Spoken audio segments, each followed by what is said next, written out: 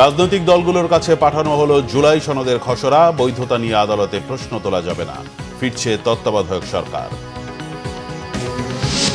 ভোটের জন্য মুখিয়ে আছে জনগণ, বলেছেন সালাউদ্দিন আহমেদ। এখনো শঙ্কা ষড়যন্ত্র দেখছেন গয়েশ্বর রায়। ফেব্রুয়ারিতেই নির্বাচন, ঠেকাতে পারবে না কেউ, জানালেন স্বরাষ্ট্র উপদেষ্টা। লেভেল প্লেইং ফিল্ড সংকট দেখছেন না বদিউল আলম মজুমদার। পিআর পদ্ধতিতেই হবে আগামী নির্বাচন, বলেছেন গোলাম পরোয়ার। জাতীয় নির্বাচনের আগে গণপরিষদ নির্বাচন দাবি এনসিপি।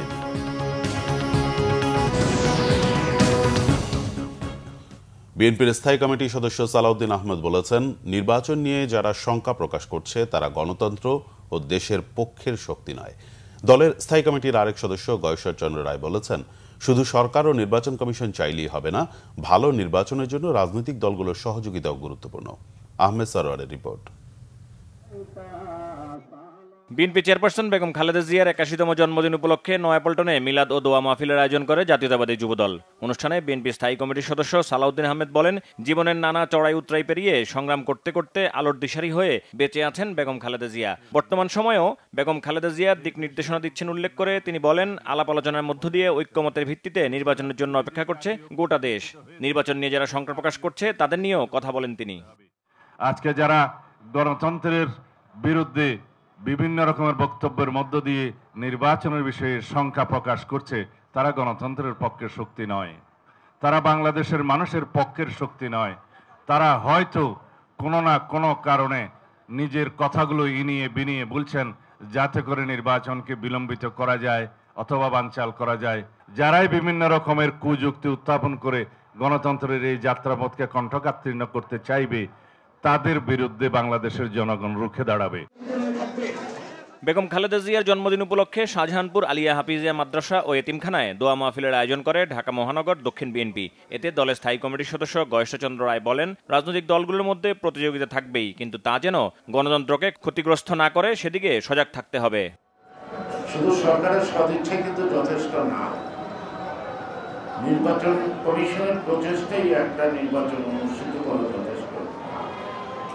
নির্বাচনে অংশগ্রহণ করতে ইচ্ছুক সকল রাজনৈতিক দলের একটি সদিচ্ছা থাকা দরকার নির্বাচনটা সুষ্ঠু ও সফল করার ক্ষেত্রে, এবং জনগণের অংশগ্রহণে জনগণকে ভোট কেন্দ্রে আনতে উৎসাহিত সৃষ্টি করা। এদিকে জাতীয় প্রেস ক্লাবে ঢাকা কলেজের প্রাক্তন শিক্ষার্থীদের আয়োজনে এক অনুষ্ঠানে বিএনপি স্থায়ী কমিটির সদস্য ডক্টর মঈন খান বলেন, ২০০৮ সালের নির্বাচনও সুষ্ঠু হয়নি। সেই ভোটের আগে কে কোথায় নির্বাচিত হবে তা আগেই ঠিক করা হয়েছিল বলে অভিযোগ করে তিনি বলেন, ওই সরকার গত ১৫ বছর পরিকল্পিতভাবে দেশ ধ্বংস করেছে। আগামী ফেব্রুয়ারিতে ইনশাআল্লাহ রমজানের আগে তারা নির্বাচনের দিনক্ষণ তারা উল্লেখ করেছে, যেটা পরবর্তীতে আমরা আশা করছি নির্বাচন কমিশন নির্বাচন শিডিউলের মাধ্যমে নির্দিষ্ট করে দেবে। সঙ্গে ঐক্যবদ্ধ হয়ে একটি গণতান্ত্রিক বাংলাদেশ আগামীতে গঠন করবেন, যে বাংলাদেশে আমরা শহীদদের পূর্ণ মর্যাদা দেব। প্রকৃত গণতান্ত্রিক শাসন ব্যবস্থার জন্য গত ১৫ বছর ধরে আন্দোলন করেছেন বলেও জানান বিএনপি নেতারা। তাহলে কি আবার নতুন করে নতুন আঙ্গিকে শেখ হাসিনার যে অপশাসন, কুশাসন এবং চুরি, ডাকাতি, সন্ত্রাস, টাকা লুট, চাঁদাবাজি, ভর্তি বাণিজ্য, চাকরি বাণিজ্যের, সেটার কি আবার পুনরাবৃত্তি মানুষ দেখতে চায়? এই জন্য এত প্রায় ১৫০০-এর উপর এই শিশুরা, এই কিশোররা, এই তরুণরা, এই শ্রমিকরা, এই রিক্সাওয়ালারা জীবন দিল। আহমেদ সরওয়ার, বাংলা ভিশন, ঢাকা। ফেব্রুয়ারিতেই নির্বাচন হবে, কেউ ঠেকাতে পারবে না বলে হুঁশিয়ারি দিয়েছেন স্বরাষ্ট্র উপদেষ্টা জাহাঙ্গীর আলম চৌধুরী। তিনি বলেন, নির্বাচন ঠেকাতে এলে জনগণকে সাথে নিয়ে প্রতিরোধ করা হবে, কোনো চাঁদাবাজকে দেশে থাকতে দেওয়া হবে না বলে হুঁশিয়ারি দেন তিনি। বিস্তারিত জানাচ্ছেন জিয়া খান। শনিবার সকালে রাজধানীর মোহাম্মদপুর কৃষি মার্কেটে নিষিদ্ধ পলিথিন উৎপাদন, পরিবহন ও বিপণন রোধে জনসচেতনতামূলক কার্যক্রমে অংশ নেন স্বরাষ্ট্র উপদেষ্টা জাহাঙ্গীর আলম চৌধুরী। এরপর সাংবাদিকদের প্রশ্নের জবাবে স্বরাষ্ট্র উপদেষ্টা বলেন, প্রধান উপদেষ্টার নির্ধারণ করা সময়েই নির্বাচন হবে, কে কি বলল তাতে যায় আসে না। স্যার যেই তারিখে বলছে ওই তারিখে নির্বাচন হবে, যেই মাসে বলছে ওই মাসে নির্বাচন হবে। কে কি বলল ওইটা শোনার আমাদের কোনো দরকার নেই। জনগণ যে চাবে আমি নির্বাচনের দিকে চলে যাব, কারো কোনো শক্তি নাই নির্বাচন বন্ধ করবে। আরে অনেকে তো অনেক কথা বলবে, যেমন আপনি ভাই একটা প্রশ্ন করবেন, উনি আরেকটা করবে, উনি এক একজনের এক একটা মত থাকবে, কিন্তু জনগণ যে চাবে কেউ বন্ধ করতে পারবে না। চাঁদাবাজি বন্ধে সরকারের কঠোর অবস্থানের কথা আবারও জানান তিনি। কোনো চাঁদাবাজকেই বাংলাদেশে থাকতে দেওয়া হবে না, চাঁদাবাদীদের স্থায়ী বাংলাদেশে হবে না। এটা যে যত বড় চাঁদাবাজি হোক না কেন, তারে আমরা আইনের আওতায় নিয়ে আসবো। কাউকে কোনো রকম চাঁদাবাজে ছাড় দেওয়া হবে না। চাঁদাবাজের উপরে কোনো প্রেশার নাই, যে কোনো চাঁদাবাজ ধরেন পান আমাদের দেখান, সাথে সাথে তারা আমরা আইনের আওতায় নিয়ে আসবো। উপদেষ্টা আসিফ মাহমুদ সজীব ভুইয়ার বিষয়ে আসা নানা অভিযোগ স্বরাষ্ট্র মন্ত্রণালয় তদন্ত করবে কিনা এমন প্রশ্নের উত্তর এড়িয়ে যান জাহাঙ্গীর আলম চৌধুরী। কার সম্বন্ধে এই যার সম্বন্ধে আসে ওই ব্যাপারে আমি এখানে কিছু বলবো না। জিয়া খান, বাংলা ভিশন, ঢাকা। নির্বাচন সুষ্ঠু গ্রহণযোগ্য হওয়ার ক্ষেত্রে সরকারের পাশাপাশি রাজনৈতিক দলের সদিচ্ছা গুরুত্বপূর্ণ বলে মন্তব্য করেছেন জাতীয় ঐকমত্য কমিশনের সদস্য বদিউল আলম মজুমদার। শনিবার ডিবেট ফর ডেমোক্রেসি আয়োজিত ছায়া সংসদ বিতর্ক অনুষ্ঠানে তিনি কথা বলেন। বদিউল আলম মজুমদার বলেন, গণতন্ত্র কার্যকর করতে সুষ্ঠু নির্বাচনের পাশাপাশি যোগ্য ব্যক্তিদের নির্বাচিত করতে হবে। এক প্রশ্নের জবাবে বদিউল আলম মজুমদার বলেন, পিআর পদ্ধতি ও গতানুগতিক নির্বাচন দুটিতেই সীমাবদ্ধতা রয়েছে। বিরাট সংখ্যাগরিষ্ঠতা গণতন্ত্রকে বিপাকে ফেলে, তাই মিশ্র প্রক্রিয়া ইতিবাচক। নির্বাচন নিয়ে কোনো অনিশ্চয়তা নেই উল্লেখ করে তিনি বলেন, লেভেল প্লেইং ফিল্ড নিয়ে সংকট নেই। আওয়ামী লীগের নির্বাচনে অংশ নেওয়ার বিষয়ে এক প্রশ্নের জবাবে তিনি বলেন, সরকার আওয়ামী লীগের কার্যক্রম স্থগিত করেছে। নির্বাচন করতে পারবে কিনা সেটা আইনি প্রক্রিয়ার উপর নির্ভরশীল। আওয়ামী লীগ না থাকলে অংশগ্রহণমূলক নির্বাচন হবে কিনা সেটা সময় বলে দেবে। সরকার যদি না চায়, যেটা আমরা অতীতে দেখেছি, তাহলে নির্বাচন কমিশনের পক্ষে সুষ্ঠু নিরপেক্ষ নির্বাচন করাটা প্রায় অসম্ভব। রাজনৈতিক দল এবং তাদের প্রার্থীরা তারা যদি ছলে বলে কলে কৌশলে নির্বাচনী বৈতরণী পাঠাতে চায় এবং তারা যদি ওই হুন্ডা গুন্ডা তারপরে ওইসব টাকার খেলা এইসব যদি করে, তাহলে নির্বাচন সুষ্ঠু করাটা দুরূহ। সরকার আওয়ামী লীগের কার্যক্রম স্থগিত করেছে এবং নির্বাচন কমিশন তাদের যে সিম্বল, তাদের যে প্রতীক, সেটা স্থগিত করেছে। এখন এই সিদ্ধান্ত আমি আশা করি আইনি প্রক্রিয়ায় এটা শুরু হবে এবং আওয়ামী লীগ নির্বাচন করতে পারবে কি পারবে না সেটা আইনি প্রক্রিয়া শুরু হবে এবং তার প্রেক্ষিতে সরকার এবং নির্বাচন কমিশন সেই সিদ্ধান্ত নেবে। আমি আশা করি তারা সঠিক সিদ্ধান্ত নেবে। জামাত ইসলামের সেক্রেটারি জেনারেল অধ্যাপক মিয়া গোলাম পরোয়ার বলেছেন, কোনো দল না চাইলেও আগামী নির্বাচন পিআর পদ্ধতিতেই হবে। শনিবার নড়াইল জেলা পরিষদ মিলনায়তনে জামাত ইসলামের লিডারশিপ প্রশিক্ষণের উদ্বোধন শেষে তিনি কথা বলেন। গোলাম পরোয়ার বলেন, সাবেক আমির অধ্যাপক গোলাম আজম নির্বাচন অবাধ ও সুষ্ঠু করতে দুটো পদ্ধতির কথা বলে গেছেন। এর মধ্যে একটি তত্ত্বাবধায়ক সরকার, অন্যটি পিআর পদ্ধতি। বিগত নির্বাচন নিরপেক্ষ করতে তত্ত্বাবধায়ক সরকার যেমন প্রতিষ্ঠিত হয়েছে, তেমনি সব দলের অংশগ্রহণমূলক নির্বাচনের লক্ষ্যে পিআর পদ্ধতিও প্রতিষ্ঠা হবে। এই পদ্ধতিটা অধ্যাপক গোলাম আজম জামাত ইসলামের সাবেক আমিরেরই কিন্তু প্রস্তাব।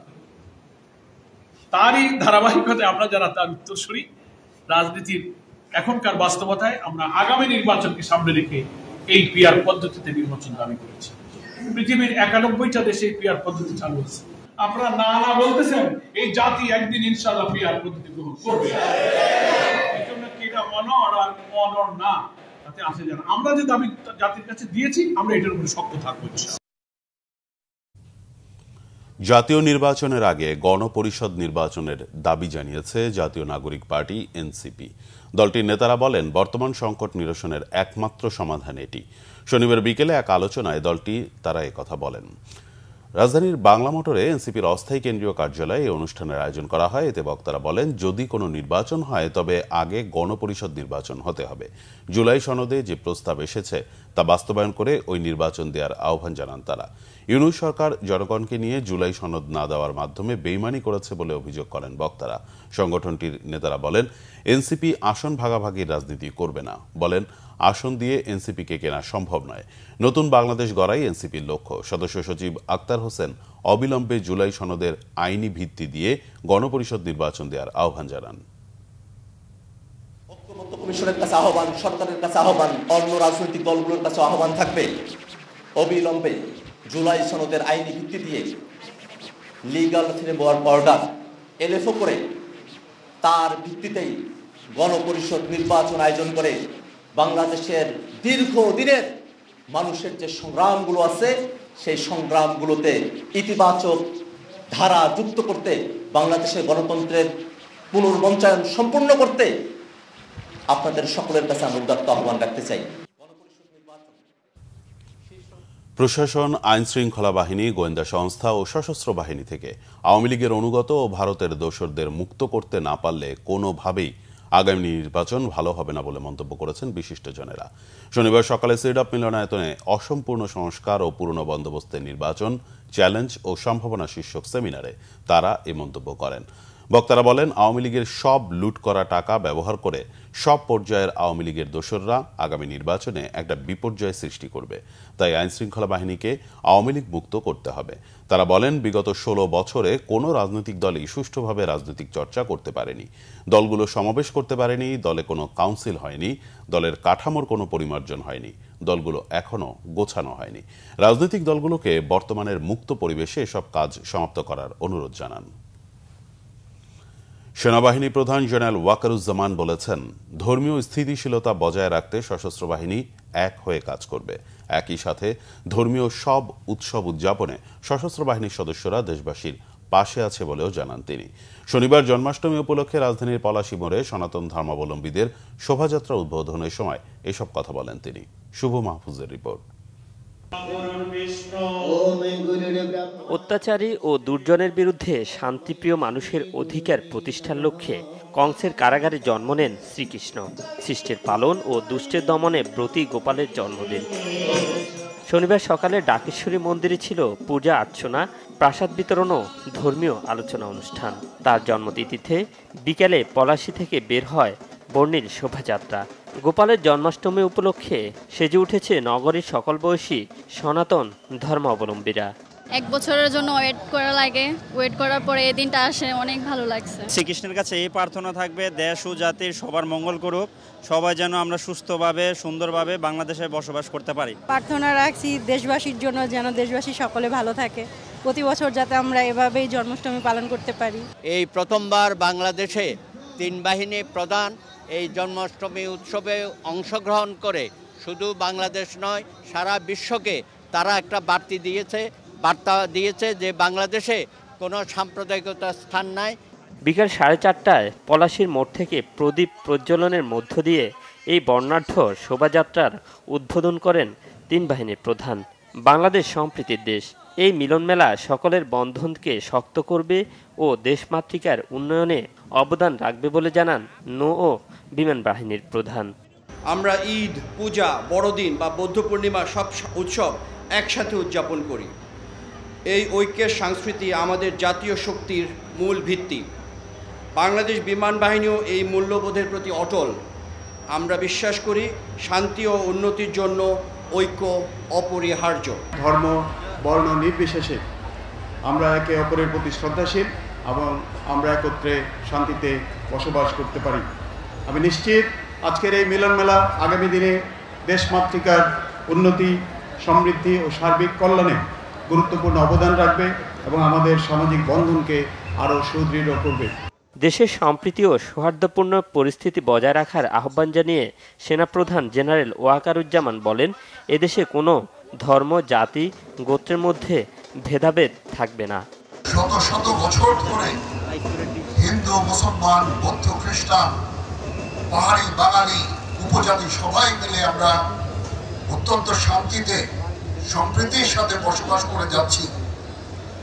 আজকের এই দিনে আমাদের অঙ্গীকার হবে সেই সম্প্রীতি, সেই সৌহার্দ্যপূর্ণ পরিবেশ আমরা সবসময় বজায় রাখব এবং আমরা একসাথে এই দেশ সবার, এই দেশে আমরা শান্তিতে সুন্দরভাবে সবাই বসবাস করব। শ্রীকৃষ্ণের জীবনাদর্শ মানুষকে শান্তির বার্তা দেয়। এমন মিলন মেলা দেশের কল্যাণ ও সামাজিক বন্ধনকে সমৃদ্ধ করবে বলে জানান আয়োজকরা। শুভ মাহফুজ, বাংলা ভিশন, ঢাকা। বিএনপির স্থায়ী কমিটির সদস্য আমির খসরু মাহমুদ চৌধুরী বলেছেন, সংখ্যালঘু, অসাম্প্রদায়িক এসব শব্দ ব্যবহার করে সমাজে বিভেদ সৃষ্টি করা হয়। জানালেন, নতুন বাংলাদেশে এসব শব্দ আর শুনতে চান না। আমির খসরু মাহমুদ চৌধুরী বলেন, অসাম্প্রদায়িক শব্দটি ব্যবহারের অর্থই হচ্ছে কোথাও গলদ আছে। যারা সাম্প্রদায়িক সম্প্রীতি চায় না তারা বাংলাদেশের সংবিধানের বিপক্ষের শক্তি।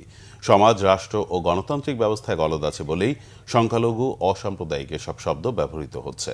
শনিবার সন্ধ্যায় চট্টগ্রাম মহানগরী জেমসন হলে জন্মাষ্টমী উপলক্ষে আয়োজিত ধর্ম সম্মেলনে তিনি এসব কথা বলেন। তিনি বলেন, এই শব্দগুলো ব্যবহারের অর্থই হচ্ছে সমাজে বিভেদ সৃষ্টি করা।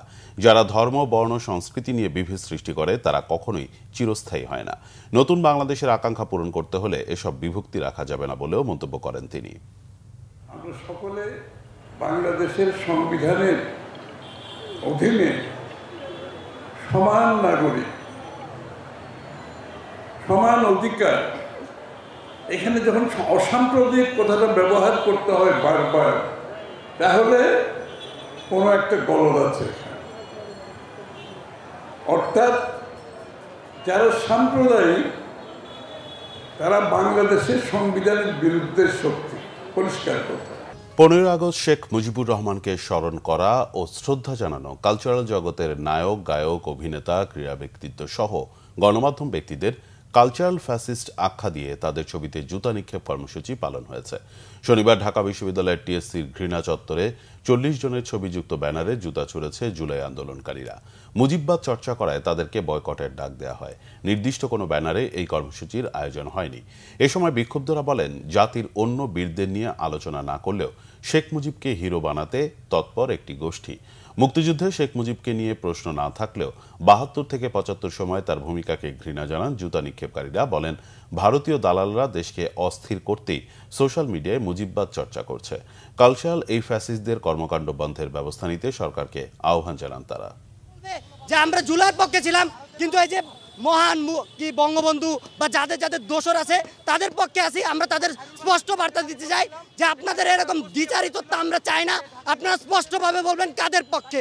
সরকারের কাছে আমাদের চাওয়া হচ্ছে, যারা স্বৈরাচারের দোষর হয়ে উঠবে, যারা স্বৈরাচারের দোষরের পক্ষে কাজ করবে, বিশেষ করে তাদেরকে প্রত্যেকে তাদের কার্যক্রমগুলোকে যেন নিষিদ্ধ করা হয়। অনতিবিলম্বে এই কালচারাল ফ্যাসিস্টদের টুটি চেপে ধরেন এবং বাকশালী শেখ মুজিববাদের যে দোষর, এই দোষরদের টুটি চেপে ধরেন, অবাঞ্ছিত ঘোষণা করতে হবে, নইলে আবার ছাত্র জনতার রক্ত ঝরবে। বিদ্যুৎ, জ্বালানি ও খনিজ সম্পদ উপদেষ্টা ফাজল কবির খান বলেছেন, দেশের উন্নয়নে বড় সমস্যা দুর্নীতি, অপচয় ও প্রকল্প বাস্তবায়নে বিলম্ব। শনিবার চট্টগ্রাম থেকে নারায়ণগঞ্জে পাইপলাইনে সরাসরি জ্বালানি তেল পরিবহনের উদ্বোধনী অনুষ্ঠানে তিনি কথা বলেন। চট্টগ্রাম থেকে নাসির উদ্দিনের তথ্য ছবিতে ডেস্ক রিপোর্ট। 1.5 মাসে পরীক্ষামূলকভাবে চট্টগ্রামের পতাঙ্গা থেকে পাইপলাইনের মাধ্যমে নারায়ণগঞ্জের গোদানাইল ও ফতুল্লা ডিপুতে 5 কোটি লিটার ডিজেল সরবরাহ করা হয়। আসে সফলতা। এ ধারাবাহিকতায় পদ্মা অয়েল কোম্পানি ডিসপার্স টার্মিনালে পাইপলাইনের সরাসরি জ্বালানি তেল পরিবহন উদ্বোধন করেন বিদ্যুৎ, জ্বালানি ও খনিজ সম্পদ উপদেষ্টা ফাজল কবির খান বলেন, মানব সম্পদ ছাড়া উল্লেখযোগ্য প্রাকৃতিক সম্পদ না থাকায় এগোতে হবে প্রযুক্তির দিকে। অথচ দুর্নীতি, অপচয়ের কারণে হচ্ছে না সম্পদের সুষ্ঠু ব্যবহার। আমাদের তো এমনিতেই সম্পদ কম, কিন্তু আমাদের এই সম্পদেরও আমরা সুষ্ঠু ব্যবহার করতে পারছি না দুটি কারণ। একটা হচ্ছে দুর্নীতি, আপনারা সবাই জানেন। আরেকটা হচ্ছে অপচয়ের কারণ। যদি আমরা দুর্নীতি কমাতে পারি, যদি আমরা অপচয় কমাতে পারি, যদি আমরা টেকনোলজিক্যাল প্রোগ্রেসকে এমব্রেস করতে পারি, তাহলে কিন্তু আমাদের এই যে বিপুল জনসংখ্যার জন্য গ্রোথ, এটা অ্যাচিভ করা এটা খুব একটা সহজ কাজ নয়। সেই কাজটা সম্ভব হয়। 2016 সালে বাংলাদেশ পেট্রোলিয়াম কর্পোরেশন বিপিসির শুরু করা প্রকল্পটির কাজ শেষ হওয়ার কথা ছিল 2020 সালে। 3 দফা সময় বাড়ানোর পর কাজ শেষ হয় এবছর। এতে প্রকল্প বাস্তবায়নে ব্যয় হয় 838 কোটি টাকা। পাইপলাইনটি চট্টগ্রামের পতেঙ্গা গুপ্তখাল থেকে ফেনী, কুমিল্লা, চাঁদপুর, মুন্সিগঞ্জ হয়ে 22টি নদীর তলদেশ ছুঁয়ে শেষ হয়েছে নারায়ণগঞ্জের ফতুল্লায়। রয়েছে 9টি মিট স্টেশন, 4টি পাম্প হাউস ও 21,000 টনের ধারণ ক্ষমতা সম্পন্ন একটি ডিপো। প্রকল্পটির নিরাপত্তা নিশ্চিতে গুরুত্ব দেওয়ার তাগিদ বিশেষজ্ঞদের। যেসব লাইন দিয়ে আমার তেলটা যাচ্ছে, এই লাইনটা আমার কন্টিনিউয়াসলি সার্ভিলেন্স করতে হবে যে এখানে কোনো প্রকার চুরি হচ্ছে কিনা বা কোনো বাধাগ্রস্ত হচ্ছে কিনা, বা সারাউন্ডিং যে আমার পাইপলাইনে যদি বাধা সৃষ্টি করে সেগুলো যাতে এখানে না থাকে সেদিকে আমার সজাগ দৃষ্টি করতে হবে। আগে ঢাকায় জ্বালানি পরিবহনে সময় লাগতো 48 ঘন্টা, পাইপলাইনে জ্বালানি পৌঁছাবে 12 ঘন্টায়। এতে সাশ্রয় হবে খরচ, বাঁচবে অন্তত 36 ঘন্টা সময়। Bangla vision news desk. সংবাদ শেষ করব ক্রাউন সিমেন্ট শিরোনামগুলো আরেকবার জানিয়ে। রাজনৈতিক দলগুলোর কাছে পাঠানো হলো জুলাই সনদের খসড়া, বৈধতা নিয়ে আদালতে প্রশ্ন তোলা যাবে না, ফিরছে তত্ত্বাবধায়ক সরকার। ভোটের জন্য মুখিয়ে আছে জনগণ, বলেছেন সালাউদ্দিন আহমেদ। এখনো শঙ্কা ষড়যন্ত্র দেখছেন গয়েশ্বর রায়। ফেব্রুয়ারিতেই নির্বাচন, ঠেকাতে পারবে না কেউ, জানালেন স্বরাষ্ট্র উপদেষ্টা। লেভেল প্লেইং ফিল্ড সংকট দেখছেন না বদিউল আলম মজুমদার। পিআর পদ্ধতিতেই হবে আগামী নির্বাচন, বলেছেন গোলাম পরোয়ার। জাতীয় নির্বাচনের আগে গণপরিষদ নির্বাচন দাবি এনসিপি।